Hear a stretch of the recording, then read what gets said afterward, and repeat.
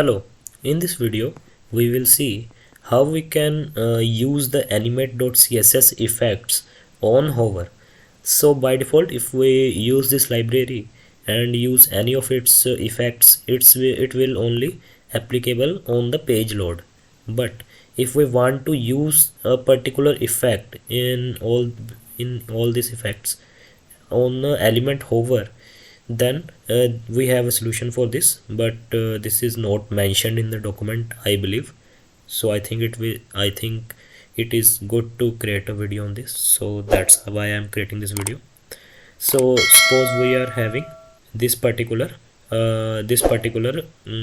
batch that is visible on hovering on this particular image. So as you can see, if we hover on this, it is visible instantly. But if we need to apply an effect on this from the animate.css, what we need to do, we just need to implement it effects a little bit differently. Let me show you. I will go to the particular class that is responsible for the showing this particular batch on hover. So basically this is the class that is profile image container. First of all, I create a profile image container like this. So basically this is the particular container, and if we are hovering on this particular element, we will see this batch. Okay, so basically this is how it works. So in the css, what I done is was just that display. First of all, its display was none, and after hovering its display is set to inline block. So basically it's visible. To also implement the animation effect, what we need to do, we just need to implement it in this way. Like we have to mention css property of animation. Let me show you, like animation,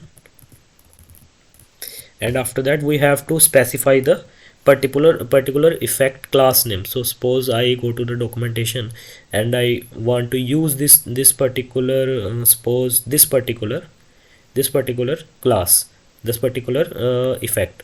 So what I will do, I will just copy its class, and after that I will go to my code and use this class, but remove the animate underscore.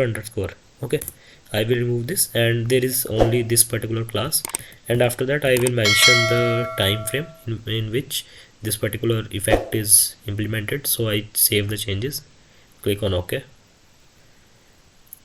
Okay, after that, if I go to the website and reload it, if I hover on this particular element, now the particular effect will be applicable.